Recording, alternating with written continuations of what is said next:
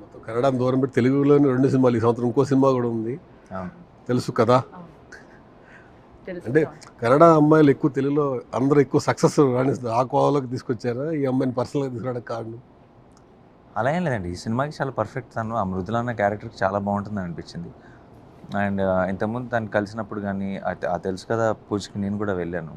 దాని ముందు తనది ఒక ఇంటర్వ్యూ చూసాను నా టైమ్ లైన్‌లో ఒకసారి.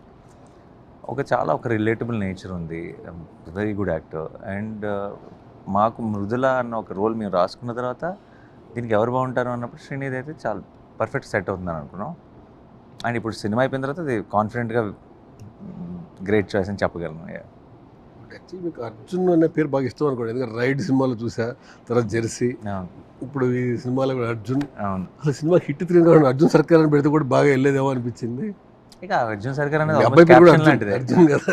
అవును, అవునండి. Yeah. నాకు ఇష్టం అంటాం కంటే కూడా ఐ థింక్ నన్ను ఆ పేరుతో నాకు బాగా రిలేట్ అయ్యారు అనుకుంటా. ఐ థింక్ ఎస్పెషలీ ఆ జెర్సీ తర్వాత కూడా ఐ థింక్ చూసే మన ప్రేక్షకులు కానీ ఫ్యాన్స్ కానీ వాళ్ళందరికీ ఒక నానికి అర్జున్ అని పేరు సూట్ అవుతుందని ఒక ఫీలింగ్ వచ్చేసింది. అదే వాళ్ళతో పాటు నాకు కూడా వచ్చేసింది ఆ ఫీలింగ్. బట్ నేను ఎప్పుడు I will not decide the name of my character in any film.